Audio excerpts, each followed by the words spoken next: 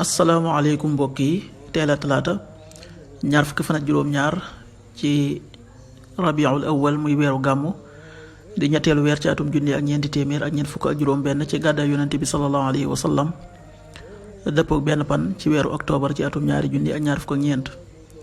ñaar fukki fan ak juróom-ñaar bokkul ci lim yi fàtti lim bu rafet la kon tey ci talaata ji rafet na li ñu ciy teetara wàccandiku moom talaata mooy ku ca watu wala ku ca daloo wala ku ca ñaw.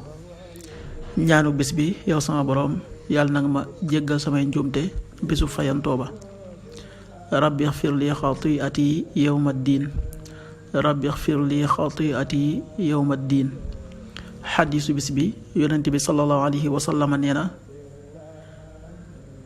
ñi nga xam ne ñoom la sunu boroom gën a sopp ci ay jaamam mooy ñi ci gën a rafet jikko.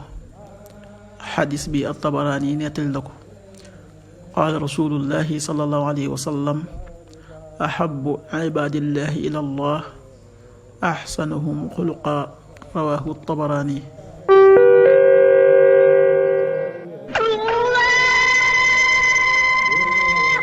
waxtu julli yi suba waxtoom dana tàbbi 5h42 juróomi waxtu yu tegal ñeent fukki simili ak ñaar tisbaar 13h23 benn waxtu yu tegal ñaar fukki simili ak ñett takkusaan 16h23 ñeenti waxtu yu tegal ñaar fukki simili ak ñett timis 18h58 juróom benn waxtu yu tegal juróom fukki simili ak juróom ñett gee 20h09 juróom ñetti waxtu yu tegal juróom ñeenti simili.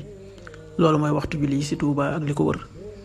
bu fekkee nekkoo Touba soo ko féetee penku ñaar fukk ak juróom-ñaari kilomètre ju ne wàññil benn simili soo ko féetee sowwu ñaar fukk ak juróom-ñaari kilomètre ju ne yokkal benn simili soo ko féetee gànnaar wala Saalum téeméeri kilomètre ju ne yokkal benn simili.